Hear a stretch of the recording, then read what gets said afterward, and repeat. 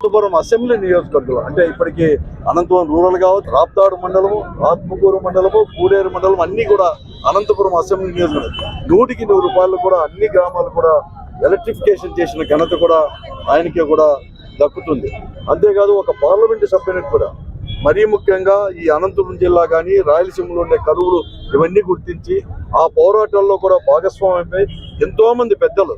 ఈ రాయలసీమకు వచ్చేసి కృష్ణా జలాలు రావాలని చెప్పి పోరాటం చేస్తే ఆ పోరాటంలో భాగస్వాములు అయితే కాకుండా రాజశేఖర్ గారితో కూడా కలిసి కూడా పూర్వంతో పాటు రాజశేఖర్ గారితో కూడా కలిసి కూడా ఆ పోరాటాలు చేశాడు. అందుకోసమే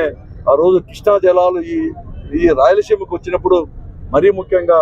రాజశేఖర రెడ్డి గారు ముఖ్యమంత్రి అయిన తర్వాత ఒక గుర్తింపుగా కూడా ఆ రోజు అనంత వెంకటరెడ్డి అంద్రి నీవా సుధర్ సభంతి కూడా పేరు కూడా పెట్టడం కూడా జరిగింది. ఇదే కాకుండా ఒక పార్లమెంటు సభ్యుడిగా ఈ జిల్లాలో మరీ ముఖ్యంగా ఈ జిల్లాలో ఉండే కరువు కాదు,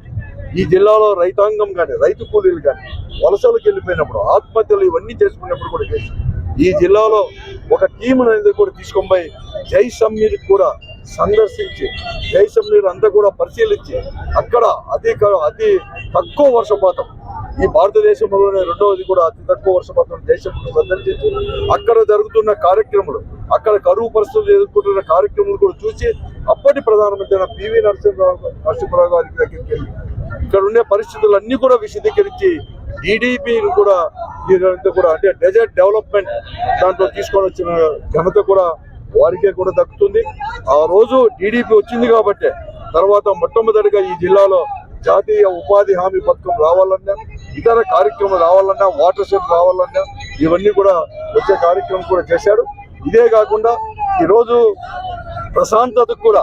ఈ జిల్లాలో కూడా చేయడానికి, ఎందుకంటే అతను రాజకీయాల్లో ఉన్నప్పుడు ఈ జిల్లాలో ఎక్కువ ఫ్యాక్షనిస్టులు ఉన్నాయి, కానీ ఎక్కడ కానీ ఫ్యాక్షనిజానికి పోకుండా కూడా ప్రశాంతత చేసి అన్ని మార్లు ప్రజాప్రతినిధిగా ఎన్నుకోబడిందే కాకుండా ఈ రోజు అందరూ కూడా గ్రహించాల్సింది ఏమంటే రాజకీయాలంటే ఏదో ఆర్భాటం చేయడమో ధనమో లేకపోతే మంది మార్బలం పెట్టుకున్న వారికి రాజకీయాల్లో మనుగడ ఉంటుంది అనేది కూడా చాలా తప్పు. ప్రజాస్వామ్యంలోనే తర్వాత ఏమీ ఆర్భాటం లేకుండా సింప్లిసిటీతోనే ప్రజల యొక్క మన్నలు పొందవచ్చు, ఇన్ని మార్లు కూడా ఎన్నిక కాబడవచ్చు అని చెప్పి కూడా మనందరూ కూడా నిరూపించిన వాడు అనంత వెంకటరెడ్డి గారు. అందుకోసమే ఆయన ఆదర్శంగా తీసుకొని నేను రాజకీయ జీవితాన్ని కూడా ప్రారంభించాను. ఆయన ఆదర్శంగా తీసుకొని ఈ రోజు వరకు కూడా ఆయన యొక్క ఆదర్శాలు తీసుకొని ముందుకు పోతా ఉన్నాను.